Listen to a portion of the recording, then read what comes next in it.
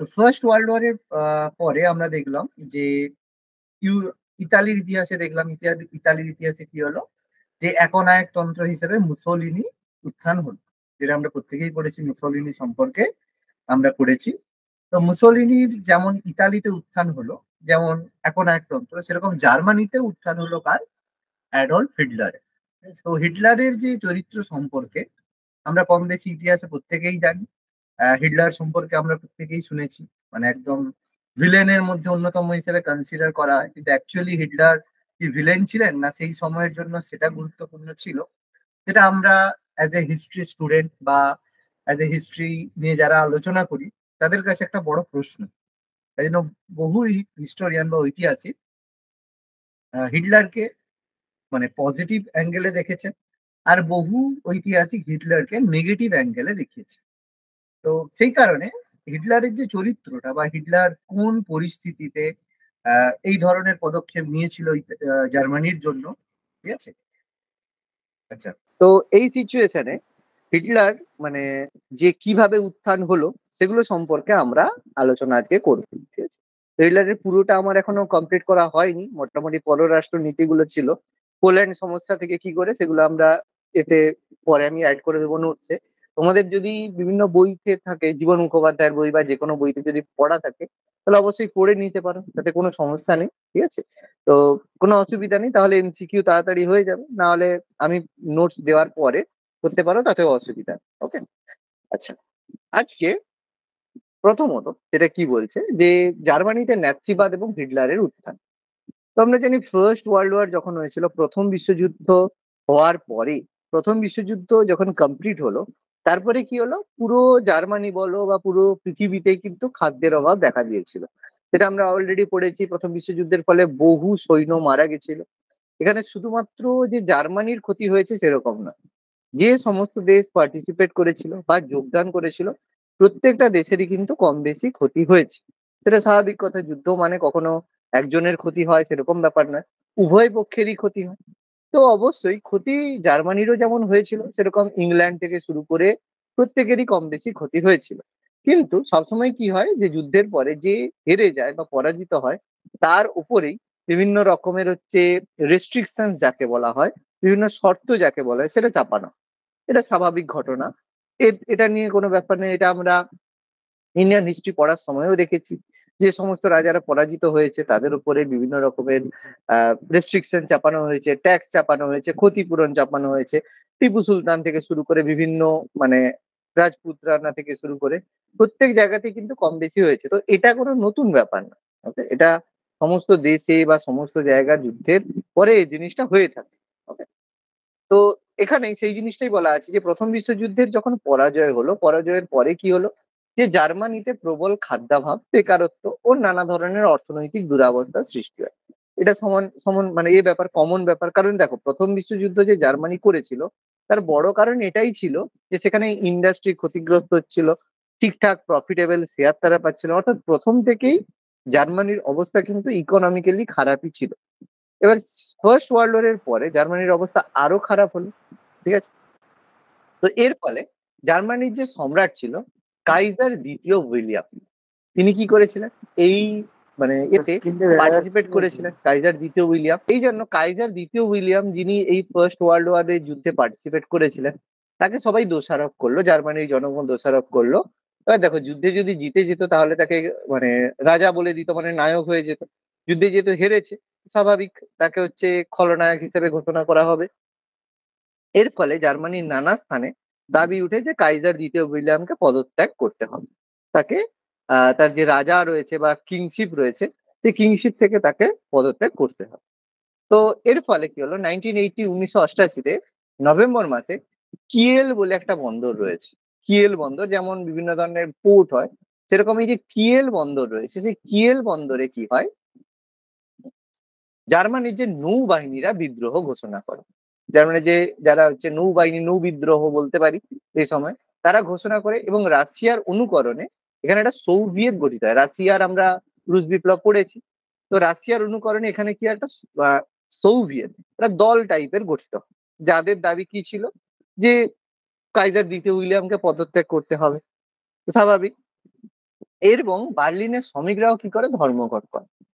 স্বাভাবিক, তার মানে বুঝতে পারছি যে এই যে একটা গন্ডগোল উঠলো, এটা একটা সমস্যাজনক ব্যাপার হলো, গন্ডগোল। এই কারণে কাইজার দ্বিতীয় উইলিয়াম তিনি যথেষ্ট ভয় পেলেন, তিনি বুঝতে পারলেন যে তার পক্ষে আর হ্যান্ডেল করা সম্ভব না।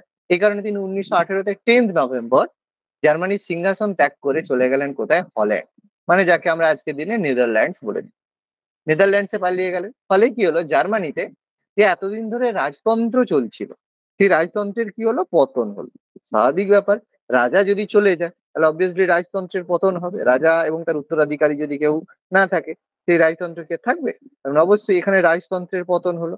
এবার যখনই রাজতন্ত্রের পতন হলো, তখন কি হলো, জার্মানির সেই সময়ের যে নেতা ছিল, সমাজতান্ত্রিক নেতা, সোশ্যালিস্ট নেতা, তার নাম ছিল ফ্রেডরিক ইবার্ট। তো তার নেতৃত্বে কি হলো, সোশ্যাল ডেমোক্রেটিক পার্টি, তার যেমন আমাদের বিজেপি রয়েছে, তৃণমূল রয়েছে, সেরকম সোশ্যাল ডেমোক্রেটিক পার্টি ছিল। সেই ডেমোক্রেটিক পার্টি জার্মানিতে কি হলো, একটা অস্থায়ী প্রজাতন্ত্র, টেম্পোরারি একটা রিপাবলিক গঠন করলো। তা প্রজাতন্ত্র সম্পর্কে আশা করি তোমাদের ধারণা রয়েছে। তো প্রজাতন্ত্র, ধারণা রয়েছে প্রজাতন্ত্র সম্পর্কে, না আইডিয়া নেই? গণতন্ত্র আর প্রজাতন্ত্রের মধ্যে কি পার্থক্য? ভারত গণতান্ত্রিক দেশ না ভারত প্রজাতান্ত্রিক দেশ? ডিফারেন্স কি বলো, জানো না জানো না গণতান্ত্রিক বলো। দেশ। ভারত গণতান্ত্রিক দেশ। তাহলে ভারত প্রজাতান্ত্রিক নয়? না, প্রজাতান্ত্রিক হবে? রাজা আছে কি আমাদের? ইন্ডিয়ান কনস্টিটিউশনের আমাদের প্রিয়াম্বল কি বলেছে? India is a sovereign socialist secular democratic republic. এটাই তো বলেছে নাকি ইন্ডিয়ান গণতান্ত্রিক কনস্টিটিউশন, অ্যাকর্ডিং টু প্রজাতান্ত্রিক ইন্ডিয়ান প্রজাতান্ত্রিকও কনস্টিটিউশন। আছে তার সঙ্গে। না, এটা হচ্ছে তাহলে আমাদের কি সার্বভৌমত্ব। তাহলে তার মানে গণতান্ত্রিক দুটো, এবং প্রজাতান্ত্রিক। তাহলে ডিফারেন্সটা কি সেটা বলো। ব্যাপারটা তো, প্রশ্নটা তো এখানে, পার্থক্য কি, ডিফারেন্স কি, ভারত কেন দুটোই? তাহলে দুটোর মধ্যে নিশ্চয়ই পার্থক্য আছে। তাহলে সমস্ত দেশ কি, সমস্ত গণতান্ত্রিক দেশই কি প্রজাতান্ত্রিক, না সমস্ত প্রজাতান্ত্রিক দেশই গণতান্ত্রিক? সমস্ত গণতান্ত্রিক দেশই প্রজাতান্ত্রিক।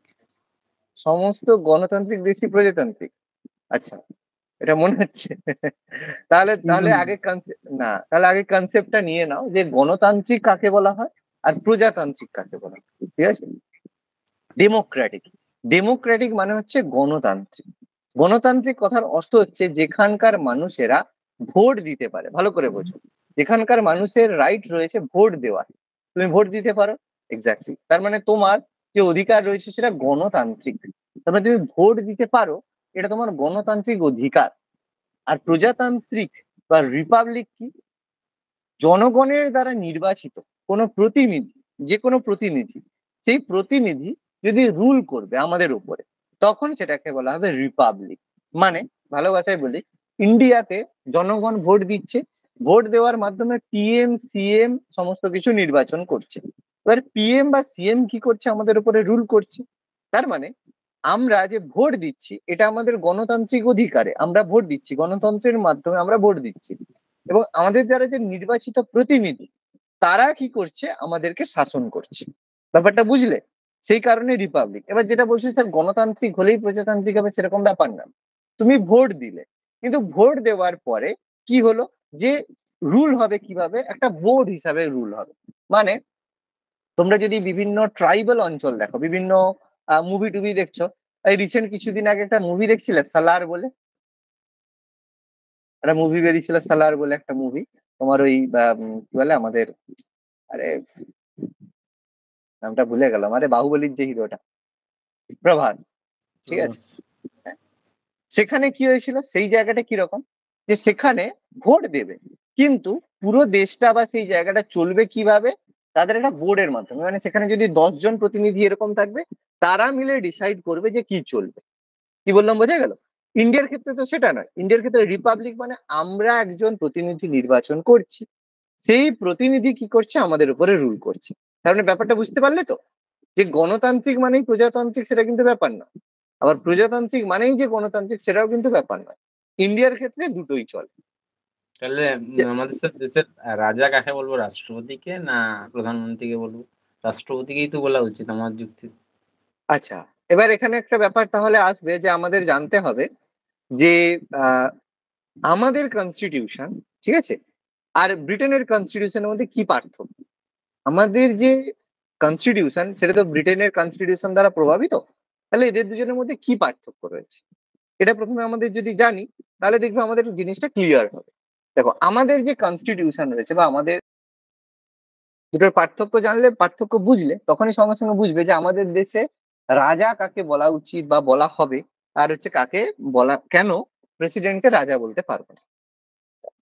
যে কোনো দেশের একটা মাথায় রাখবে, যে কোনো দেশের একজন দেশ যদি হয় বা রাষ্ট্র যদি হয়, তাদের দেশের একজন হেড অফ দ্য স্টেট থাকবে, মানে সেই দেশের একজন নেতা থাকবে, যাকে বলবো হেড অফ দ্য স্টেট। এবার এই হেড অফ দ্য স্টেট কে হবে এটা বিভিন্ন দেশ বিভিন্ন রকম ভাবে ডিসাইড করে। আমাদের দেশে head of the state decide কিভাবে হয়, ইনডাইরেক্ট ইলেকশনের মাধ্যমে। ইনডাইরেক্ট ইলেকশন মানে কি, যে আমাদের দ্বারা নির্বাচিত প্রতিনিধি আমরা কাকে ভোট দিয়ে নির্বাচন করি, এমএলএ এমপিদেরকে ভোট দিই আমরা, ঠিক আছে। এই যে আমাদের এখন ভোট এমপির ভোট, তো এমএলএ ভোট নয়, তাহলে এমএলএ এমপিদেরকে ভোট দিই, সেই এমএলএ এমপির ভোটে ইনডাইরেক্টলি ইলেক্ট হয়ে আসে কি আমাদের প্রেসিডেন্ট বা রাষ্ট্রপতি আসে, তাহলে সে হচ্ছে হেড অফ দ্য স্টেট। আর ব্রিটেনের ক্ষেত্রে কি হয়, যে ওখানের যে হেড অফ দ্য স্টেট সে হয় ওখানকার কিং বা কুইন। কিং বা কুইন কিভাবে কাজ করে, কিং বা কুইন থাকে হেড অফ দ্য স্টেট হিসেবে, মানে যেমন ক্ষমতা রাষ্ট্রপতির থাকে সেরকম ক্ষমতা ওখানকার রাজা রানীর থাকে, কিন্তু রাষ্ট্রপতি নিজের ইচ্ছে কোনো কিছু ঘোষণা করতে পারবে না। তার জন্য কে তাকে হেল্প করবে বা কার কাছে দায়বদ্ধ, সে পার্লামেন্টের কাছে দায়বদ্ধ, মানে তার যে মন্ত্রী পরিষদ বা পার্লামেন্টের কাছে দায়বদ্ধ। সেরকম ইংল্যান্ডেও যে রাজা বা রানী রয়েছে সেও পার্লামেন্টের কাছে দায়বদ্ধ। তার মানে এখন আসল কথায় বলতে গেলে কোন দেশে, কিছু কিছু দেশ ছাড়া, যেসব দেশে গণতন্ত্র আছে সেই দেশে কিং বা কুইন বলে অ্যাকচুয়ালি কেউ নেই। আছে হেড অফ দ্য স্টেট, মানে তার যে রাষ্ট্র, যে একজন নেতা বা মানে প্রধান, কিন্তু তার হাতে কিন্তু কোনো পাওয়ার নেই। এখন যদি কিং বা কুইন বলে আমি ভারত আক্রমণ করব, তাহলেই কি ইংল্যান্ড ইন্ডিয়ার উপরে অ্যাটাক করবে পার্লামেন্টের সম্মতি ছাড়া? করতে কি পারবে বলো, সম্ভব? নয়। বুঝতে পারছি, এইটা হচ্ছে হুম। ব্যাপার। তার মানে আজকের দিনে কিং কুইন বলাটা কিন্তু খুব ব্যাপার, ঠিক আছে, মানে খুব উইক ব্যাপার। ওকে, আচ্ছা, তো এখান থেকে কি হয়, একটা প্রজাতান্ত্রিক সরকার গঠিত হলো, অস্থায়ী প্রজাতন্ত্র গঠিত হলো, যেটাকে আমরা বলছি। এবার এই যে প্রজাতান্ত্রিক সরকার রয়েছে, এই প্রজাতান্ত্রিক সরকারের যে প্রধান কার্যালয় ছিল ভাইমার, বা যেটাকে আমরা ওয়েমার বলে থাকি, সেইখানে প্রজাতন্ত্র গঠিত হয়েছিল বলে এটাকে আমরা ভাইমার প্রজাতন্ত্র বা ওয়েমার প্রজাতন্ত্র বলি। আর এই ওয়েমার প্রজাতন্ত্রকেই বলা হয় ওয়েমার প্রজাতন্ত্র বা রিপাবলিক। এবং এই যে ঘটনা 1918 সালে সবাই মিলে দাবি করেছিল যে বাবু একে হচ্ছে আমাদের এখান থেকে হাটিয়ে দিতে হবে, সেই দাবিটার, সেই ঘটনাটাকে বলা হয় 1918 খ্রিস্টাব্দের বিপ্লব। ওকে, তার মানে এখানে ব্যাপারটা হলো কি, ফার্স্ট ওয়ার্ল্ড ওয়ারের পরে এটা গঠিত হলো। এবার এই যে এই অস্থায়ী সরকার, রাশিয়ার যে অস্থায়ী সরকার ছিল, council of people's commissioner commissioner বলেছিল, তার অনুকরণে কাজ করেছিল। এবং অধ্যাপক প্রফেসর রাইডার এই অবস্থাকে বলেছে আগ্নেয়গিরির উপরে নৃত্য। স্পেসিক্যালি বুঝতেই পারছো আগ্নেয়গিরির উপরে নৃত্য কেন বলা হচ্ছে, কারণ এমনিতেই যে সিচুয়েশন ভীষণ টাফ সিচুয়েশন, তার উপর একটা প্রজাতন্ত্র গঠন করা, মানুষ রেগে আছে, তারপর একটা প্রজাতন্ত্র গঠন করলে কি হবে, লোক তো রেগেই থাকবে, এটাই করবে। এই জন্য আগ্নেয়গিরির উপরে নৃত্য বলেছে। এরপর দেখো, বলশেভিকদের দ্বারা আদর্শে উদ্বুদ্ধ হয়ে জার্মান কমিউনিস্টরা তখন একটা দল গঠন করেছিল, সেটা ছিল স্পার্টাকাস। স্পার্টাকাস জানো অ্যাকচুয়াল স্পার্টাকাস জিনিসটা কি, কি ছিল বলো, পারবে? অ্যাকচুয়ালি স্পার্টাকাস শুনেছো না কোনোদিন শোনোনি স্পার্টাকাস কথাটা? শোনোনি স্পার্টাকাস? না, এত মনে ফেমাস নেই একটা স্যার। জিনিস। এথেন্স, রোম, এরকম কিছু মনে পড়ছে? স্পার্টাকাস, এথেন্স, রোম, স্পার্টাকাস, কিছু মনে নেই? এই রে, আগে কি হতো, যারা গ্রিস এথেন্সে যারা হতো তারা নিজেদের মনোরঞ্জনের জন্য একদল হচ্ছে যারা দাস হতো তাদের মধ্যে লড়াই করাতো, মনে আছে? যতক্ষণ না একজন মারা যাবে তখন আরেকজন যুদ্ধ করবে, স্পার্টাকাস। আমি শোনোনি স্পার্টাকাস? শোনোনি কোনোদিন? এ বাবা, স্পার্টাকাস, এই যে এটা তোমার এটাও আছে। স্পার্টাকাস জিনিসটা কি? স্পার্টাকাস অ্যাকচুয়ালি দেখো দেখাচ্ছি। What is Spartacus? দেখো স্পার্টাকাস জিনিসটা কি সুন্দরভাবে দেখো লিখে দেবো। Spartacus was a Hyrcan gladiator who was one of the escaped slave leaders of the Third World War, who was Spartacus known as ancient Roman slave and gladiator who led the rebellion against Roman Republic. Spartacus মনে নেই?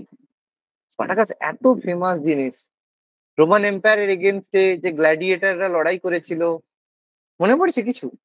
ছোটবেলায় পড়েছিলে যে? না এখনো মনে পড়ছে sir না মনে কিছু? পড়েছে। একটু তো মনে পড়া উচিত। আচ্ছা যাই হোক, তোমাদের হিস্ট্রি স্টুডেন্ট তো, এটা তো যাই হোক মনে রাখা উচিত।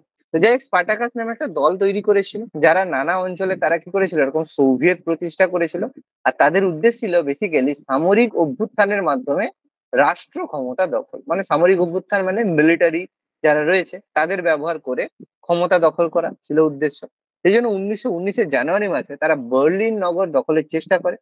কিন্তু সরকারের যে একটা সরকারের স্বেচ্ছাসেবী বাহিনী ছিল, তার নাম ছিল ফ্রি কোর সেনা, ফ্রি কপস, যারা হচ্ছে ফ্রি কপস বলা হয়, ফ্রি কপস সেনাদল। তাদের সেনাদলের হাতে তাদের যে দুই নেতা, একজন ছিল কার্ল লিবনেট আর হচ্ছে রোজা লুক্সেসবার্গ সহ বহু স্পার্টাসিস্ট নিহত। বহু লোকেরা ছিল মানে যারা এই দলের হচ্ছে নেতৃত্ব দিয়েছিল। এবং 15ই জানুয়ারি এই যে স্পার্টাকাস দলটা ছিল, এর জেনারেলি এর কি হলো, পতন হলো। স্বাভাবিক ব্যাপার, অর্গানাইজ নয়, প্রথমবার আন্দোলনের চেষ্টা করেছিল, সেই কারণে স্পার্টাকাসদের পতন হলো। এরপর 19শে জানুয়ারি এই যে 1919-এরই জানুয়ারি মাসে প্রাপ্তবয়স্ক ভোটাধিকারের ভিত্তিতে, মানে ইউনিভার্সাল অ্যাডাল্ট ফ্র্যাঞ্চাইজি, আমাদের যে 18 বছর বয়স হলেই তুমি কিভাবে ভোট দিতে পারবে, ইউনিভার্সাল অ্যাডাল্ট ফ্র্যাঞ্চাইজি, তার ভিত্তিতে কি হয়, জাতীয় পরিষদের নির্বাচন হয়। একটা ন্যাশনাল অ্যাসেম্বলি গঠন করা নির্বাচন হয়, যেখানে প্রায় জার্মানির 3.5 কোটি মানুষের মধ্যে প্রায় 3 কোটি মানুষ এই মানে পার্টিসিপেশন বা এই যে ভোট ছিল তাতে অংশগ্রহণ করলো। এবং এখানে মোট 421টা আসনের মাধ্যমে এই যে সোশ্যাল ডেমোক্রেটিক পার্টি, যেটা হচ্ছে চ্যান্সেলর ইলবার্ট ছিল, তার আন্ডারে সোশ্যাল ডেমোক্রেটিক যে পার্টি 163টা আসন পেল। তার মানে বুঝতে পারলাম যে যারা এই যে তোমার পিপলস এই যে ওয়েমার প্রজাতন্ত্র গঠন করেছিল সোশ্যাল ডেমোক্রেটিক পার্টি, তারা এতে 421টার মধ্যে 163টা আসন পেল, মেজরিটি পায়নি। এছাড়া অন্যান্য যারা খ্রিস্টান ডেমোক্রেটরা 88, এমনি ডেমোক্রেটিক দল 75, ন্যাশনাল ডেমোক্রেটিক দল তোমার হচ্ছে ন্যাশনালিস্ট দল 42, ইন্ডিপেন্ডেন্ট সোশ্যালিস্ট 22, এরকম পিপলস দল 21টা আসন পায়। এবং এর সাথে সাথে যে আরো 10টা আসন ছোট ছোট দলরা মিলে পেয়েছিল। এরপরে ফেব্রুয়ারি মাসে 6 ফেব্রুয়ারি ওয়েমার শহরের একটা মানে সভার অধিবেশন বসে। এই যে অধিবেশন হলো, এই সভায় এই যে ওয়েমার শহরে একটা যে অধিবেশন হয়েছিল, সেখানে জার্মানির জন্য একটি প্রজাতান্ত্রিক সংবিধান গৃহীত হয়। জার্মানির জন্য একটা কনস্টিটিউশন অ্যাডপ্ট করা হয়, যে জার্মানি রয়েছে তার জন্য কনস্টিটিউশন, যেটাকে অধ্যাপক ডেভিড টমসন, হিস্টোরিয়ান বা অধ্যাপক ডেভিড টমসন বলেছেন যে এই সংবিধান কাগজে কলমে পৃথিবীর একটা অসাধারণ গণতান্ত্রিক সংবিধান। ঠিক আছে, যে এর থেকে ভালো সংবিধান কিছু হয় না, কিন্তু এটা অবশ্যই একটা কাগজে কলমে। কারণ লিখা যা ছিল খুবই ভালো, খুবই ডেডিকেটেড কথাবার্তা, খুবই ভালো কথাবার্তা লেখা আছে, কিন্তু অ্যাকচুয়ালি কি তার মধ্যে যে অ্যাকচুয়ালি কাজের কাজ কিছু হয়। যেখানে কি হয়, যে প্রাপ্তবয়স্ক সার্বজনীন ভোটাধিকারের মানে ইউনিভার্সাল অ্যাডাল্ট ফ্র্যাঞ্চাইজি, তার ভিত্তিতে কি হবে, যে প্রেসিডেন্ট বা রাষ্ট্রপতি হবেন রাষ্ট্রের সর্বোচ্চ শাসক। অবভিয়াসলি এর মাধ্যমে একজন প্রেসিডেন্ট বা রাষ্ট্রপতি নির্বাচিত হবে, জনগণ ভোট দেবে, তার মাধ্যমে রাষ্ট্রপতি যে হবে সে হবে রাষ্ট্রপ্রধান বা রাষ্ট্রের সর্বোচ্চ শাসক। তার টার্ম থাকবে কতদিনের জন্য, 7 বছরের জন্য। তিনি 7 ইয়ার্স জন্য পদে থাকবেন। 2 কক্ষ বিশিষ্ট পার্লামেন্ট গঠিত হবে। বাইক্যামেরালিজম, 2 কক্ষ, আমাদেরও দেখো বাইক্যামেরালিজম রয়েছে। 2 কক্ষ বিশিষ্ট পার্লামেন্ট গঠিত হবে, যার উচ্চ কক্ষর নাম হবে রাইকস্ট্যাড। রাইকস্ট্যাড হবে উচ্চ কক্ষের নাম, আর নিম্নকক্ষের নাম হবে রাইকস্ট্যাগ। স্ট্যাড আর এটা স্ট্যাগ, রাইকস্ট্যাগ দুটো নাম হবে। যেমন আমাদের লোকসভা রাজ্যসভা রয়েছে সেরকম এর নাম হবে। আর উচ্চকক্ষ গঠিত হবে জার্মানির বিভিন্ন রাজ্যের প্রতিনিধিদের নিয়ে। আমাদেরও দেখো যে মানে রাজ্যসভা যে রয়েছে সেখানে রাজ্যের প্রতিনিধিরা রয়েছে। আর নিম্নকক্ষ গঠিত হবে প্রাপ্তবয়স্কদের ভোটে। আমাদেরও দেখো সেম ব্যবস্থাই হয়, প্রাপ্তবয়স্কদের যে ভোটে নির্বাচিত হয়। দেখো মানে অ্যাকচুয়ালি বলতে পারি যে আমাদের যে কনস্টিটিউশনের বেশিরভাগ অংশ দেখো জার্মানির এই কনস্টিটিউশনের সাথে সেম, প্রত্যেক দেশেরই কম বেশি একই ছিল। এবং 20 বছর বয়স্ক নারী পুরুষরা এখান থেকে ভোটাধিকার পাবে। রাষ্ট্রপতি কি করবে? রাষ্ট্রপতি চ্যান্সেলর বা প্রধানমন্ত্রীকে অ্যাপয়েন্ট করবে। দেখো আমাদেরও সেম ব্যাপার, যে রাষ্ট্রপতি হয়, রাষ্ট্রপতি নির্বাচনের পরে তিনি কি করেন? প্রধানমন্ত্রীকে অ্যাপয়েন্ট করেন। আর প্রধানমন্ত্রীর নেতৃত্বে গঠিত যে মন্ত্রিসভা, সে কি করবে? নিম্ন কক্ষের কাছে দায়ী থাকবে। কালেকটিভলি রেসপন্সিবল বলা হয়। যারা কনস্টিটিউশন পড়েছো কম বেশি জানো, তারা এটা সম্পর্কে বুঝবে যে দায়ী ব্যাপারটা সম্পর্কে কি বলা হয়। মানে মন্ত্রিসভার কাছে দায়ী মানে প্রধানমন্ত্রী যদি পদত্যাগ করে সমস্ত মন্ত্রিসভাকে একসাথে পদত্যাগ করতে হবে। আর এই সংবিধানে নাগরিকদের মৌলিক অধিকারের কথা বলা হয়েছে, যে মৌলিক অধিকার ফান্ডামেন্টাল রাইটস থাকবে। এছাড়া আইনের চোখে সবার সমান অধিকার থাকবে, প্রত্যেক মানুষ যা রয়েছে। ট্রেড ইউনিয়নের গঠনের অধিকার দেওয়া হবে। মানে বেসিক্যালি আমাদের যে ফান্ডামেন্টাল রাইটস রয়েছে, আমাদের যে কনস্টিটিউশন রয়েছে, সেটা বিভিন্ন মানে বিশেষভাবে জার্মানির কনস্টিটিউশন দ্বারা প্রভাবিত। এই সংবিধান অনুসারে ফ্রেডরিক ইবার্ট যে হেড ছিল, এই যে পার্টিটার নাম কি ছিল? সোশ্যাল ডেমোক্রেটিক পার্টি, নামটা মনে রাখবে। তো এই পার্টির হেড যে ছিল অবভিয়াসলি তিনি হলেন এই প্রজাতন্ত্রের প্রথম রাষ্ট্রপতি। পরীক্ষা থাকে জার্মানির, মানে এই অনুযায়ী জার্মানির প্রথম রাষ্ট্রপতি কে ছিলেন? ফ্রেডরিক ইবার্ট হলেন রাষ্ট্রপতি। কিন্তু তার নেতৃত্বে কি হলো? কোয়ালিশন সরকার গঠিত হলো। এবার কোয়ালিশন সরকার মানে যেটাকে আমরা বলি জোট সরকার। মানে আজকে যদি ভোট হয়, ভোটে হয়তো কোনো একটা টোটাল হয়তো 550টা ভোটে বা 500টা সিটে ভোট হলো, তাহলে একটা দলকে 250-250টা সিট মিনিমাম পেতে হবে, নাহলে সে সরকার গঠন করতে পারবে না। তাহলে কোনো একটা দেশ, কোনো একটা দল কি হলো, এবার গঠন করতে পারলো না। সাপোজ ধরো এই যে বললাম, সাপোজ আমাদের যে এখন লোকসভার নির্বাচন হবে, সেই লোকসভার নির্বাচনে 550টা সিটে ভোট হবে। তো 550-এর যে 50% কত হবে? 2, 7, 5, তাই তো? 550-এর হাফ কত হয়? 275-ই হয় তো নাকি, না বেশি কম হয়? 2 দিয়ে ভাগ করলে 275 হয়। তাহলে 275টা যে সিট পাবে সেই হবে সংখ্যাগরিষ্ঠতা। এবার দেখো বিজেপি 275টা সিট পেলো না, বিজেপি সিট পেলো কটা? 200টা সিট পেলো, ঠিক আছে। এবার এখানে আম আদমি পার্টি, সে পেলো ধরো 100টা সিট। তৃণমূল দেখো পেলো যে 100টা সিট, ঠিক আছে। আবার ধরো কংগ্রেস পেলো সাপোজ ধরো 150টা সিট, ঠিক আছে। আর ধরো হচ্ছে সিপিএম, সে পেলো 50, বা এরকম কোন সমাজবাদী পার্টি পেলো 50টা সিট। ফলে দেখো কেউ দেখো 275 পেলো না। তখন কি হবে? বিজেপি চাইবে সংখ্যা গঠন করতে, বিজেপি কি করবে? যে কোনো একটা দল, তারপরে তৃণমূলকে বললো বা আম আদমি পার্টিকে বললো যে আমরা একসাথে সরকার গঠন করবো। তাহলে এরা দুজনে মিলে 300 হলো। 300 হলে সরকার, তাহলে 300 হওয়ার সাথে সাথে কিছু মন্ত্রী কংগ্রেস মানে আম আদমি পার্টি থাকবে, কিছু মন্ত্রী বিজেপি থাকবে। সেটাকে আমরা কোয়ালিশন সরকার বলে থাকি, যেটাকে আমরা জোট সরকার বা কোয়ালিশন সরকার বলে থাকি। এই কোয়ালিশন সরকার গঠিত হয়েছিল কারণ দেখো, কারণ কি? দেখতেই পাচ্ছ যে এখানে যে ভোট হয়েছিল তোমার যে 421টা সিটের মধ্যে 163টা সোশ্যাল ডেমোক্রেটিক পার্টি পেয়েছে। মেজরিটি তারা পায়নি, 421-এর হাফ মানে মিনিমাম 200+, কেউই পায়নি।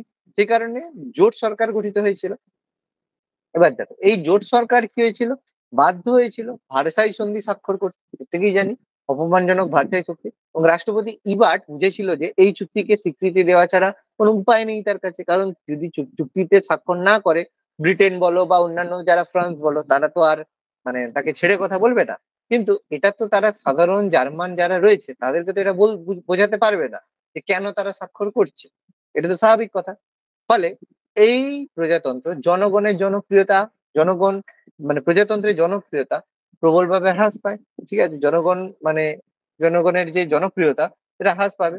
এবং এর ফলে কি হবে? 1919 থেকে 1933-এর মধ্যে, এই 14 বছরের মধ্যে 19টা মন্ত্রিসভা গঠিত হয়। মানে বারবার মন্ত্রিসভা গঠন হচ্ছে, বারবার ভাঙছে, কারণ প্রত্যেকেই কেউ কারো দাবি পূরণ করতে পারছে না। সিম্পল ব্যাপার। প্রথম বিশ্বযুদ্ধের পরবর্তীকালে আমরা জানি জার্মানির অর্থনীতি ভেঙে গেছিল। এবং ভার্সাই সন্ধি, এই জন্য অধ্যাপক H.E.H. কার বলেছে যে ভার্সাই সন্ধি অপেক্ষা মুদ্রাস্ফীতি ইনফ্লেশন জার্মানির পক্ষে অধিকতর বিপদ ছিল। আর এর ফলে জার্মানিতে যে ভাইমার প্রজাতন্ত্রের যে দুর্বলতা নানা দিক থেকে ফুটে উঠতে শুরু করলো। সবাই বুঝলো যে মানে গভর্নমেন্ট যে সরকার যে রয়েছে প্রচন্ড উইক, থেকেই বুঝতে পারলো। এবার এই যে ভার্সাই চুক্তি হয়েছিল, ভার্সাই সন্ধি, সেখানে আমরা জানি জার্মানির ওপরে 660 কোটি পাউন্ডের ক্ষতিপূরণের বোঝা চাপিয়ে দেওয়া হয়েছিল। ঠিকই জানি যে হিউজ পরিমাণ একটা যে ক্ষতিপূরণ সেই চাপিয়ে দেওয়া হয়েছিল, যেটা জার্মানির পক্ষে দেওয়া কোনোভাবেই সম্ভব ছিল না। এক সেকেন্ড।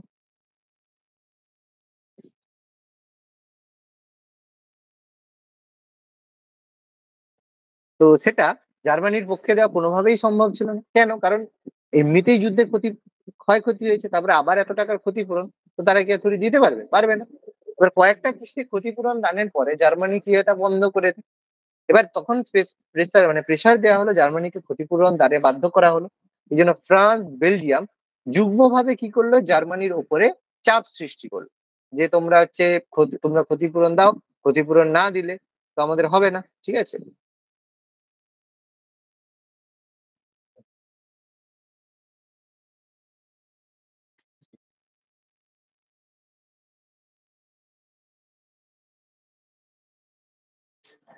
তো তোমরা দাও, নাহলে তোমাদের ক্ষতিপূরণ দেওয়া হবে না, মানে তোমাদের ক্ষতিপূরণ দিতে বাধ্য করা হয়েছিল।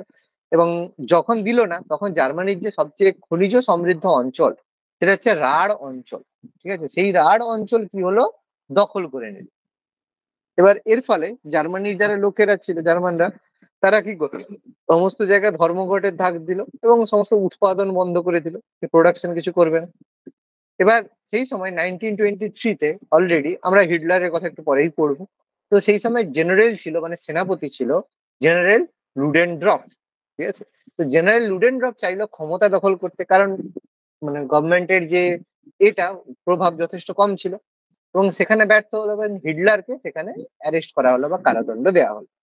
এবং সেই সময় জার্মানির পিপলস পার্টি, এই যে পিপলস পার্টি রয়েছে, পিপলস পার্টি বলতে এই যে দেখো আমরা যেখানে পড়ছিলাম, এই যে ডেমোক্রেটিক পার্টি, খ্রিস্টান ডেমোক্রেটিক দল, ইন্ডিয়ান এরকম পিপলস দল, যারা এই যে 21টা সিট পেয়েছিল পিপলস দল, সেই পিপলস দলের একজন ব্যক্তি, তার নাম হচ্ছে স্টেটসম্যান। সেই স্টেটসম্যান কি হয়, 100 দিনের জন্য জার্মানির চ্যান্সেলর হয়েছে। ঠিক আছে। এবং পরে তিনি 1929 পর্যন্ত জার্মানির পররাষ্ট্রমন্ত্রী তিনি ছিলেন। পররাষ্ট্রমন্ত্রী মানে যাকে আমরা বিদেশ মন্ত্রী বলে থাকি, পররাষ্ট্রমন্ত্রী। তিনি অনেক দিনের জন্য কিছুদিন চ্যান্সেলর হয়েছিলেন, চ্যান্সেলর মানে প্রধানমন্ত্রী, আর তারপরে তিনি পররাষ্ট্রমন্ত্রী ছিলেন।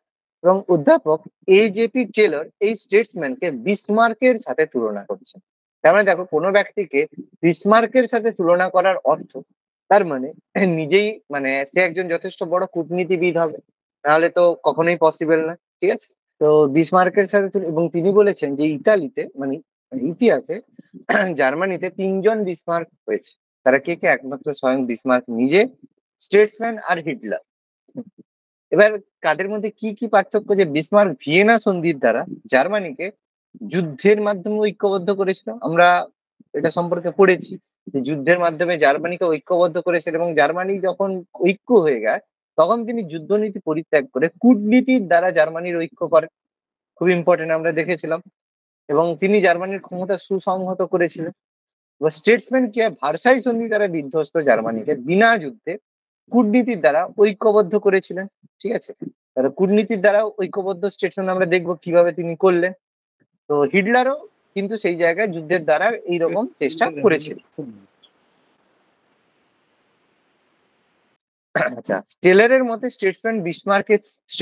টেলর বলেছেন যে স্টেটসম্যান বিসমার্কের চেয়েও আরো বেশি দক্ষ ছিলেন, এবং কারণ তিনি বিনা যুদ্ধে তার উদ্দেশ্য সিদ্ধ করেছিলেন। আর স্টেটসম্যান কিন্তু পশ্চিমী যে দেশগুলো, ওয়েস্টার্ন অন্যান্য যেসব কান্ট্রি, তাদের সাথে একটা বন্ধুত্বপূর্ণ মূলক সম্পর্ক গঠন করেছিলেন, যেটাকে পরিপূর্ণতার নীতি বা পলিসি অফ ফুলফিলমেন্ট তিনি গড়ে তুলেছিলেন। অর্থাৎ সেই কারণে বলতে পারি যে স্টেটসম্যান আরো বেশি সফল ছিলেন তার নীতির জন্য।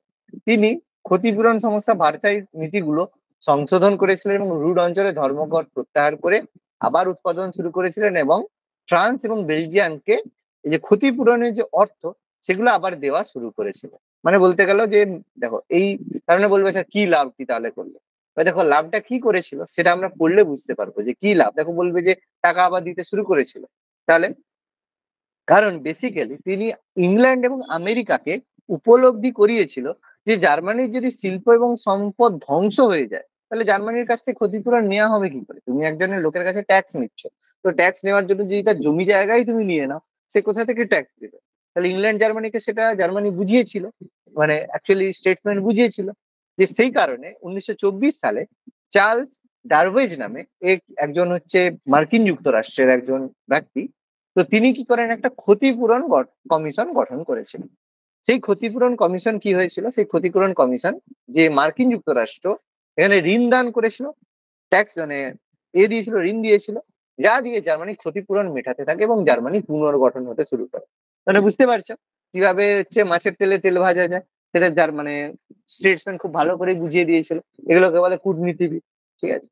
তো এরপরে কি হলো, 1925-এ যখন লেকর্ন চুক্তি হয় সেখানে ফরাসি জার্মান বিরোধ কমে এবং এই সন্ধির দ্বারা জার্মানি লিগ অফ নেশনস এর সদস্য পায় এবং লিগ কাউন্সিলেরও স্থায়ী সদস্য পায়।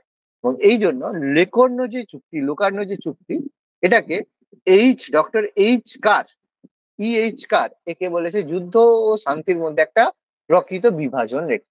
যুদ্ধ না করে শান্তির মাধ্যমেও আমরা কি করতে পারি, এটা করতে পারি। 1929-এ আওয়েন ইয়ং একটা আওয়েন পরিকল্পনা নিয়ে আসে এবং সেখানে জার্মানিকে যে পরিমাণ ক্ষতিপূরণ দিতে হয়েছিল সে ক্ষতিপূরণের পরিমাণ তারা কমিয়ে দেয়, ঠিক আছে। কমিয়ে দেয় ফলে কি হয়, জার্মানি এবং 58 বছর ধরে জার্মানি ক্ষতিপূরণের দেওয়ার সুযোগ পায়। এইভাবে স্টেটসম্যান কি করে জার্মানির মর্যাদা তুলে ধরে। এবং কিন্তু 1929-এ তার মৃত্যুর পরে জার্মানির যে রাষ্ট্রপতি ফিল্ড মার্শাল হিন্ডেনবার্গ এই কূটনীতি রক্ষা করতে অক্ষম হয়েছেন। এই যে হিন্ডেনবার্গের কথা শুনেছি, জার্মানির রাষ্ট্রপতি ছিলেন ফিল্ড মার্শাল হিন্ডেনবার্গ, তিনি কিন্তু এটা পারেন। আবার 1930-তে বিশ্বব্যাপী অর্থনৈতিক মহামন্দা শুরু হয়, বিদেশি ঋণ বন্ধ হয়ে যায়, বিদেশি ঋণ যে টাকা ব্রিটেনরা দিচ্ছে মানে এরা দিচ্ছিল সেটা বন্ধ হয়ে যায়, জার্মানিতে উৎপাদন কমে যায়, সাধারণ মানুষ প্রজাতন্ত্রের প্রতি আস্থা হারায় এবং সরকারি কর্মচারীরাও অনুগত্য না দেখানো শুরু করে। ফলে ওয়েমার প্রজাতন্ত্র এখান থেকে কি হয়, ভেঙে যায়, কমপ্লিটলি এখান থেকে ডিস্ট্রয় হয়ে যায়। এবং 1934-এ জার্মানি হিটলার কি করে জার্মানির ক্ষমতা দখল করে জার্মানির সর্বোচ্চ নেতা হয়, যেটা ডেভিড টমসন বলেছেন যে সামাজিক কাঠামোর মধ্যে প্রজাতন্ত্র টিকার সম্ভাবনা ছিল অতিহীন। আর আর.ডি. কনওয়েল এখানে বলেছেন কি যে ওয়েমার প্রজাতন্ত্র জার্মানির পরাজয়কালে জন্মলাভ করেছিল, তাই জনগণের সক্রিয় সমর্থন পায়নি। আর রবার্ট এরগাং বলেছেন যে অর্থনৈতিক মন্দা এই প্রজাতন্ত্রের দিকে মৃত্যুবান ছুড়ে দিয়েছিল, ঠিক আছে। এটা হচ্ছে বেসিক ব্যাপার স্যাপার। এরপর আমাদের হিটলারের উত্থান আছে, ঠিক আছে। তো এটা করার আগে আমরা আজকে কিছু এমসিকিউ আলোচনা করব, কিছু এমসিকিউ যেগুলো আমরা আগে পড়েছি সেগুলো হচ্ছে আজকে মানে আমি শুধুমাত্র নয়, আজকে আমি চাইছি তোমাদের একটু এমসিকিউ একটু পড়াটা দরকার, করাটা দরকার আছে, ঠিক আছে। শুধু এটা নয়, সমস্ত কিছু মিলিয়ে একটা এমসিকিউ থাকবে, তোমরা বলবে কি কি আছে। প্রথম একটা কোশ্চেন, এটা তোমরা আগেও পড়েছো যে সাম্রাজ্যবাদ একটি সমীক্ষা, এই গ্রন্থটা কে রচনা করেছিল বলো। সাম্রাজ্যবাদ একটা সমীক্ষা, এটা বুকস, এটা কে লিখেছিল? লেলিন। কি মনে হচ্ছে বাকিদের? একদম পড়নি, পুরনো পড়া কিছু পড়া পড়নি, মাঝে মাঝে এরকম একটা কোশ্চেন এরকম তোমাদের হবসনের লেখা ছিল, ঠিক আছে, মনে পড়ছে আশা করি। হবসনের লেখা বই ছিল সাম্রাজ্যবাদ একটি সমীক্ষা, ঠিক আছে, হবসনের লেখা বই ছিল। আচ্ছা, ইংল্যান্ডের শ্রেষ্ঠ উপনিবেশ কোথায় ছিল? অস্ট্রেলিয়া। অস্ট্রিয়া কি হবে? না, অ্যান্সার হবে ভারত। ভারত ভারত ভারত, অস্ট্রেলিয়া কেন হয় বাবা? ভারত হচ্ছে ইংল্যান্ডের সবচেয়ে শ্রেষ্ঠ উপনিবেশ ছিল। কেন? তার কারণ দেখো হ্যাঁ, সবচেয়ে বেশি ইংল্যান্ড লুট করেছে কোন দেশ থেকে? ভারত থেকে। ভারতকে সোনে কা চিড়িয়া কেন বলা হয়েছে? সোনার চিড়িয়া কেন বলা হয়েছে? তার কারণ ভারত থেকে সবচেয়ে বেশি লুট তারা এখান থেকেই করে গেছে, এই জন্য ভারতের দিকে দেখো সবার নজর। ওকে, অবভিয়াসলি সবসময় অ্যান্সার আমাদের ভারত। ওকে, আচ্ছা, আফ্রিকার টিউনিসিয়ায় উপনিবেশ স্থাপন করেছিল কে? টিউনিসিয়ায় উপনিবেশ স্থাপন করেছিল আফ্রিকার, যে ব্যবচ্ছেদ হয়েছিল, কি হবে? ইংল্যান্ড। না, ফ্রান্সের ছিল। টিউনিসিয়া দখল করেছিল ফ্রান্স। ঠিক আছে? মাঝে মাঝে একটু পড়তে হবে, হঠাৎ করে এরকম কোশ্চেন এমসিকিউ একটু টেস্ট করতে হবে। এইটুকু স্যার পড়েছি, এটা পড়ায়নি না, নিজেদের সবসময় প্রিপেয়ার রাখতে হবে। ঠিক আছে, না যদি র্যান্ডাম পড়ো হবে না। ঠিক আছে, পড়তে হবে মাঝে মাঝে, হঠাৎ করে হঠাৎ হঠাৎ সময়। এটাই বুঝতে পারবে যে কতটা পড়া আছে। যেভাবে এতটা পড়া আছে সেটাই পরীক্ষার সময় কাজে লাগবে। এটা পড়ে যাবে সেটা পরীক্ষায় খুব বেশি কাজে লাগবে না। কত খ্রিস্টাব্দের পর উপনিবেশ দখল নিয়ে কড়াকড়ি বা নব্য সাম্রাজ্যবাদ শুরু হয়েছিল? নব্য সাম্রাজ্যবাদ কোন সালের পরে? দেখি মনে আছে নাকি? বিখ্যাত সাল ছিল 1870, 1870। বলাই আছে নব সাম্রাজ্যবাদ। প্রত্যেকে চেয়েছিল যে যার সাম্রাজ্য তৈরি করতে, গঠন করতে। বেসিক্যালি আফ্রিকা এর ফোল্ড ছিল। আচ্ছা, এটা তো তোমাদের মনে পড়ায়নি, নানকিন সন্ধির আগে চীনের বণিকরা চীনের একমাত্র কোন বন্দরে বাণিজ্য করতে পারতো? এটা পারবে? এটা মনে পড়ো। হ্যাঁ, ক্যান্টন, ক্যান্টন, ক্যান্টন ঠিক আছে, ক্যান্টন ভেরি গুড। এটা চীনের এতে ছিল নানকিন সন্ধির আগে ক্যান্টন। তো এর পরে চীন অন্যান্য বন্দরে বাণিজ্য করতে পারতো। আচ্ছা, নানকিন চুক্তির দ্বারা চীন কটি বন্দর বিদেশিদের জন্য খুলে দিতে বাধ্য হয়েছিল? পারবে? মনে করো 5টা। 11টি। 5টা। 5টা বন্দর বিদেশিদের জন্য খুলে দিয়েছে। এগুলো না পড়লে অসুবিধা নেই, কিন্তু কিছু কিছু বাবা করতে হবে, কিছু কিছু একদম ডাইরেক্ট থাকবে, কোশ্চেন করতে হবে। আচ্ছা, টিএনসিনের চুক্তির দ্বারা চীন আরো কটি বন্দর বিদেশিদের জন্য খুলে দিতে বাধ্য হয়? টিএনসিনের চুক্তির দ্বারা চীন এইটা কি করবে? কতগুলো এ দিতে বাধ্য 11টা হয়েছিল? হবে। 11টি। ঠিক আছে, টিএনসিনের 8টা চুক্তির হবে। দ্বারা 11টা বন্দর দিতে বাধ্য। 11, আচ্ছা, কোনটিকে অন্ধকারাচ্ছন্ন 11। মহাদেশ বলা হয়? সহজ কোশ্চেন। আফ্রিকা। আফ্রিকা। আফ্রিকা। এটা সে বাচ্চাদের প্রশ্ন, তাই তো? অন্ধকারাচ্ছন্ন মহাদেশ আফ্রিকাকে বলা। আলজেরিয়া কোন দেশের উপনিবেশ ছিল? 11টা হবে। বলা উচিত।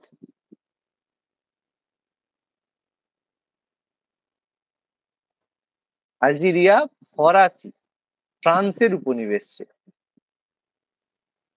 আচ্ছা, আফ্রিকার ড্যাশ ছিল বেলজিয়ামের উপনিবেশ। বেলজিয়ামের উপনিবেশ কোনটা ছিল? বেলজিয়াম।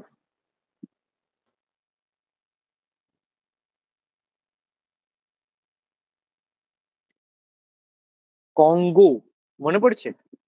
কঙ্গো দখল করেছিল বেলজিয়াম একদম উপরের দিকে। আচ্ছা, পর্তুগিজরা কোন জায়গা দখল করে নাম দিয়েছিল পর্তুগিজ পশ্চিম আফ্রিকা? কোন জায়গা পর্তুগিজ পশ্চিম আফ্রিকা, যেটা আফ্রিকার পশ্চিম অংশে ছিল? মনে নেই?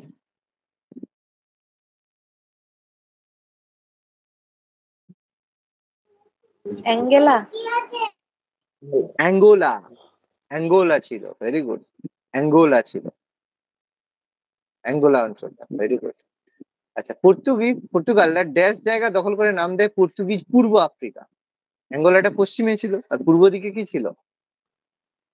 মোজাম্বিক। মোজাম্বিক। বাহ বাহ বাহ, ভেরি গুড, মোজাম্বিক।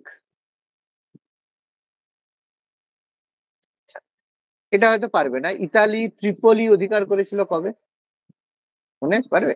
এটা সালের কোশ্চেন, এটা হয়তো করতে পারবেন। পারবে? আন্দাজ একটা বলো। 1914। 1912। 1912, ঠিক আছে, এটা না পারা অসুবিধা নেই। আচ্ছা, আফ্রিকার কোন অঞ্চলে ইউরোপীয় সাম্রাজ্য গড়ে ওঠেনি? এটা বলতে হবে,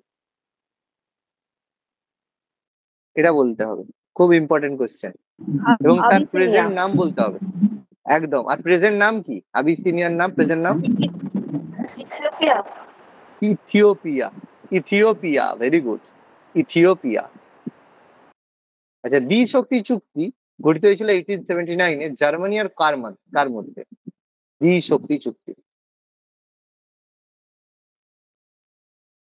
জার্মানি আর কার মধ্যে? অস্ট্রিয়া।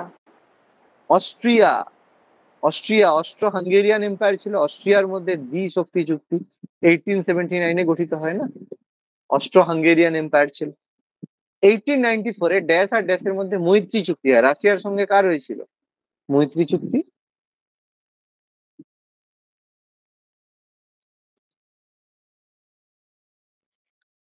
ফ্রান্স। ফ্রান্সের সঙ্গে রাশিয়া করলো না মৈত্রী চুক্তি। আরে হিটলার সরি নেপোলিয়নের পরে 1894-এ নেপোলিয়নের যে তোমার ছিল নাকি মৈত্রী চুক্তি স্বাক্ষর করলো না রাশিয়ার সঙ্গে।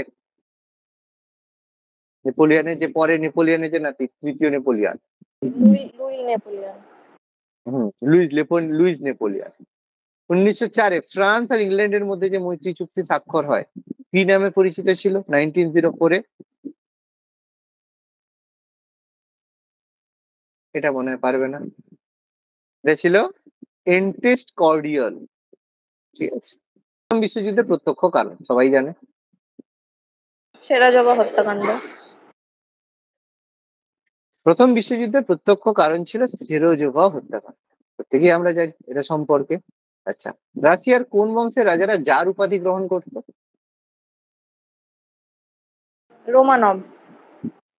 রোমানভ, যেটা তারপরে আমরা দেখলাম ডিস্ট্রয় হয়ে গেল। রোমানভ বংশ রুশ বিপ্লবের ফলে আগের দিনই আমরা পড়েছি। কোন রুশ জার আধুনিক রাশিয়ার জনক নামে পরিচিত? পিটার দি গ্রেট। একটু আগেই আমরা আগের দিনেই এটা করাচ্ছিলাম। পিটার দ্য গ্রেট কে আধুনিক রাশিয়ার জনক বলা হয়। তো সম্ভবত আমরা এরকম কয়েকটা কোশ্চেন করেছি আগের দিন। আচ্ছা, রাশিয়ার গ্রামীণ সংগঠনগুলিকে কি বলা হতো? মির। খুব ফেমাস, মির বলা হতো। ঠিক আছে। আচ্ছা, উদার নৈতিক জার নামে পরিচিত ছিলেন কে? দ্বিতীয় আলেকজান্ডার। আলেকজান্ডার দ্য সেকেন্ড কে বলা হতো উদার নৈতিক জার। Very good. স্ক্রিনটা চলে যাচ্ছে বারবার, আমাদের সমস্যা না আপনার সমস্যা বলুন দেখি। তোমার সমস্যা নেটওয়ার্কের, স্ক্রিন তো যাচ্ছে না। বাকিদের কি স্ক্রিন যাচ্ছে? না স্যার। তোমার দেখো তোমার নেটের দেখো খুব খারাপ অবস্থা, বুঝতে পারছি। আচ্ছা, রাশিয়ার ভূমিদাসরা তাদের প্রাপ্ত জমির জন্য সরকারকে ক্ষতিপূরণ পরিশোধের সময় পেয়েছিল কত বছর? পারবে? 39 বছর। 39 নয় 49, 49। আচ্ছা, মুক্ত ভূমিদাসদের ক্ষতিপূরণের অর্থের উপরে বার্ষিক সুদের হার ছিল কত শতাংশ?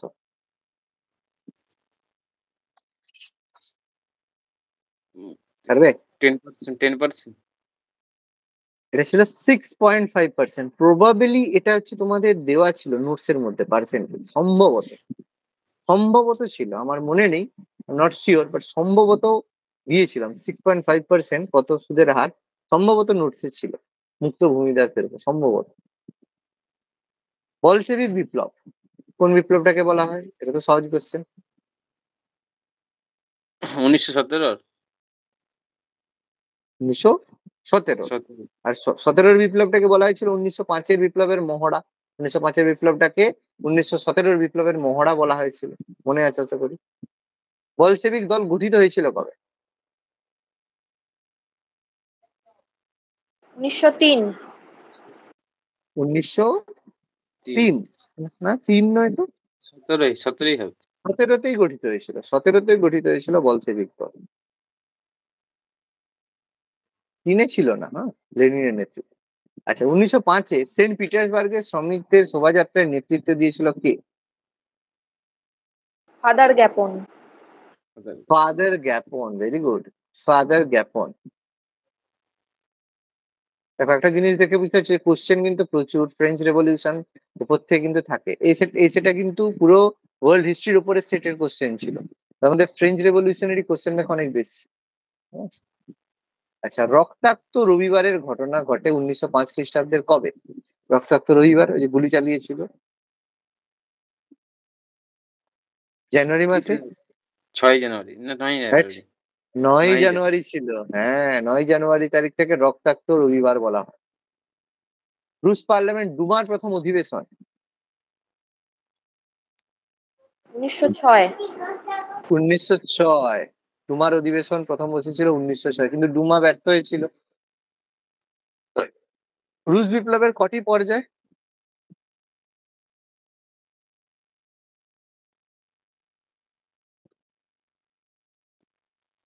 তিনটি পর্যায়ে লক্ষ্য করা যায়, এটা তো দিয়েছিল। ঠিক আছে, তিনটি পর্যায়ে লক্ষ্য করতে পারি রুশ বিপ্লবে। আর রাশিয়ার সমাজতান্ত্রিক বিপ্লব হয়েছিল কবে? 1905। 1905 নয়, এই যে এই বিপ্লবটা আমাদের বলশেভিক বিপ্লব, এটাকেই তো সমাজতান্ত্রিক বিপ্লব বলা হয়েছে না। 1917টা এটাকেই সমাজতান্ত্রিক বিপ্লব বলা হয়েছে। বলশেভিক বিপ্লব, রুশ বিপ্লব, এটা একটা সমাজতান্ত্রিক বিপ্লবই ছিল না। রুশ বিপ্লবটা কি ছিল? সমাজতান্ত্রিক বিপ্লবই ছিল। জারিনা আলেকজান্ডারের উপর সীমাহীন প্রভাব ছিল কার? সহজ কোশ্চেন, বলো। রাসপুটিন। লেনিন। রাসপুটিন, আবার লেনিন বলে, দুদিন আগে পড়েছো। রাসপুটিন মিলিতভাবে যে জারিনা আলেকজান্ডারের সাথে প্রভাব বিস্তার করতো না, পড়লে ভুল বললে হবে। রিসেন্ট পড়া। কালো সন্ত্রাসের রাজত্ব কার নেতৃত্বে শুরু হয়েছিল? টেরর শুরু করেছিল। রাসপুটিন। স্ট্যাপিলিন। না না না, স্ট্যাপিলিন করেছিল না কালো সন্ত্রাসের রাজত্ব, যেখানেই দেখতো বিদ্রোহীদেরকে ধরে ধরে মেরে দিত। মনে পড়েনি কালো সন্ত্রাসের রাজত্ব, যাদের সন্দেহের ভিত্তিতে স্ট্যাপিলিন করেছিল না। ওই যে তোমার ওই যে দলটার নেতা ছিল স্ট্যাপিলিন। রাশিয়ার নৈরাজ্যবাদী চিন্তাবিদ কি ছিলেন, কে ছিলেন?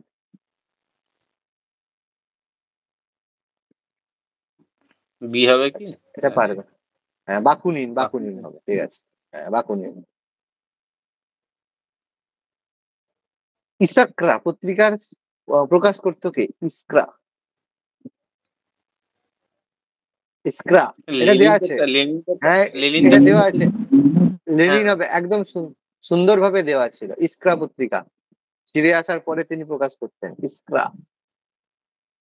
আচ্ছা, রাশিয়ার রাজধানী পেট্রোগ্রাড বিদ্রোহীদের দখলে চলে যায় 1917 খ্রিস্টাব্দে। কত তারিখ? 13ই মার্চ হবে, জানেনি কিনা পড়ি। 12ই মার্চ পেট্রোগ্রাড দখল করলো, 13 তারিখে আবার সরকার গঠন করলো রাশিয়ার লেনিন। ডেট দেওয়া ছিল।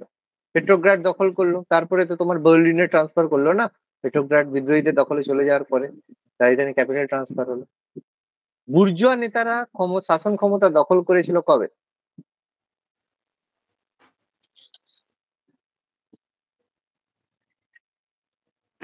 কবে?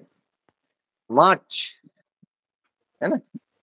বুর্জোয়ারা দখল করলো এই যে 13ই মার্চ 1917। কবে হলো? মার্চেই তো ব্যাপার চলছে না,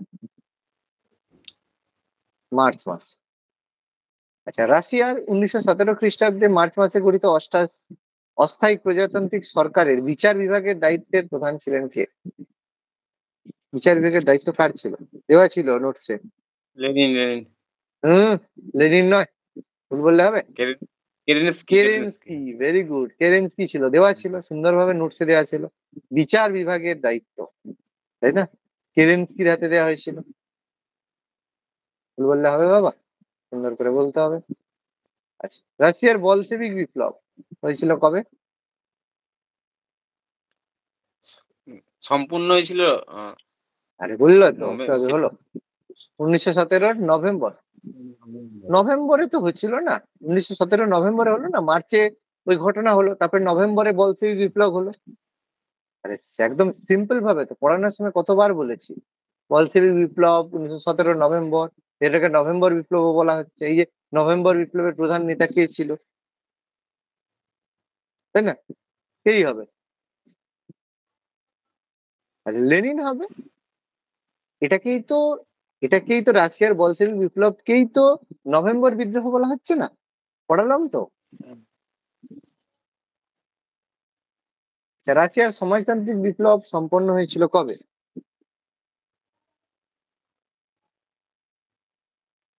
আবার বলে না, আরে নভেম্বর মাসেই তো। তখন থেকে বলছি রাশিয়ার যে বলশেভিক বিপ্লব, সেই বিপ্লবটাকেই তো সমাজতান্ত্রিক বিপ্লব বলা হচ্ছে। কারণ রাশিয়ার বলশেভিক বিপ্লবের মাধ্যমেই রাশিয়াতে সমাজতন্ত্র প্রতিষ্ঠা হয়েছিল। সেটাকেই তো নভেম্বর বিপ্লব বলা হচ্ছে। সবগুলোকে আলাদা জিনিস না একই জিনিস? সেম জিনিস তো, ভুল করছো কেন? একই তো জিনিস। এই কোশ্চেনটা পুরোটাই একই ঘটনাকে বিভিন্ন বাঁকিয়ে বাঁকিয়ে বলছে। বলশেভিক বিপ্লব নভেম্বর মাসে, এই জন্য নভেম্বর বিপ্লব বলা হচ্ছে।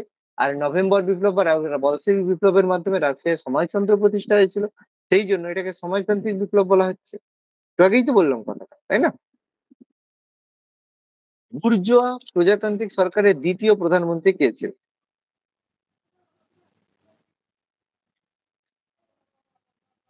বলো।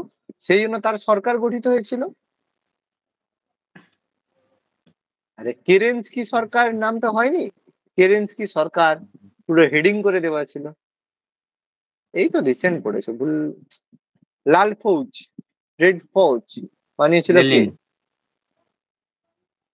লাল লেনিন। ফৌজ বা রেড ফৌজ বানিয়েছিল কে? লেনিন তো, না অন্য কেউ? হ্যাঁ, লেনিনই তো। Very good. অ্যান্সার হবে ট্রটস্কি। মনে পড়ছে এবার? রেড ফৌজ, রেড ফৌজ বানিয়েছিল লেনিন বানিয়েছিল না ট্রটস্কির বানানো ছিল? মনে পড়ছে না? দেখাতে হবে। ট্রটস্কির বানানো রেড ফোর্ট ছিল না? হুম হুম। ঠিক আছে, ভুলে গেছো, ঝট করেই ভুলে গেছো। হ্যাঁ, পেট্রোগ্রাডে লাল ফৌজের অভিযানের নেতৃত্ব দিয়েছিল কে? এটা নেতৃত্ব হবে। হ্যাঁ, কি হবে? নেতৃত্ব আরে তো- আরে বাবা, সেই তো হবে, ট্রটস্কি তো হবে বাবা। যে গঠন করলো সেই তো নেতৃত্ব দিল না? সোভিয়েত রাশিয়ার প্রথম প্রধানমন্ত্রী কে?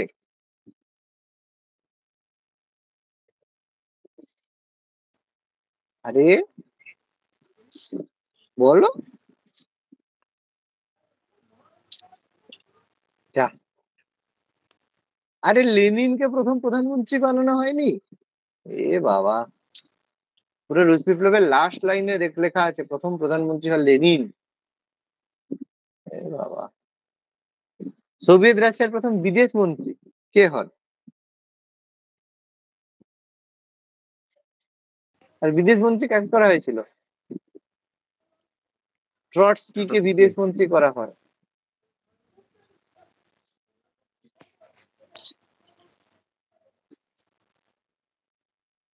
বিশ্বের প্রথম সমাজতান্ত্রিক রাষ্ট্র কোনটি? রাশিয়া। রাশিয়া। পুরো লাইন পরিষ্কার দেওয়া আছে, বিশ্বের প্রথম সমাজতান্ত্রিক রাষ্ট্র হিসেবে সোভিয়েত রাশিয়ার উদ্ভব হয়, পরিষ্কার বলা আছে। নতুন অর্থনৈতিক নীতি ঘোষণা করেন কে? New economic policy. Lenin. Lenin. Lenin ঘোষণা করলো, তাই তো? লেনিন ঘোষণা করলো নতুন অর্থনৈতিক নীতি ঘোষণা করলো। প্রথম বিশ্বযুদ্ধ শুরু হয়েছিল কবে? 1914। 1914, 1914। 1914-তে গঠিত হয়েছিল প্রথম বিশ্বযুদ্ধ।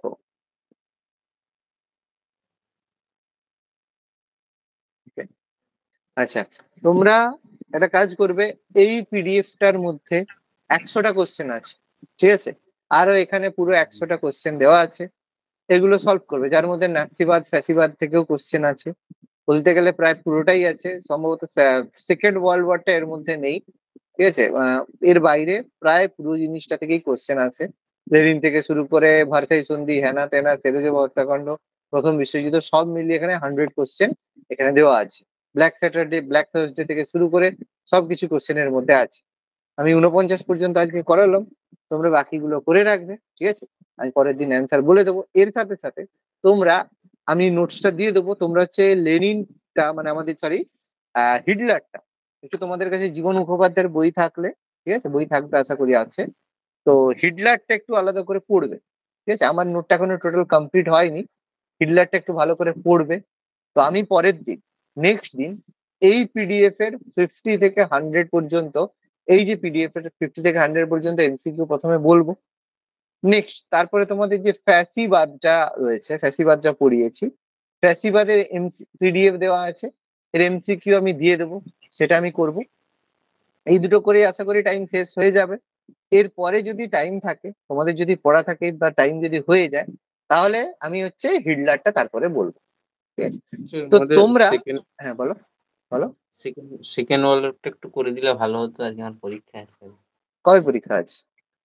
ডেট দেয়নি, ভোট বাদই দিয়ে বিহার স্টেটটা আছে।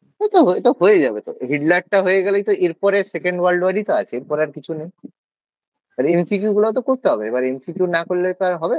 হিটলার এবং তার সাথে নাৎসিবাদ, এটা তো আমাদের একদিনের ব্যাপার।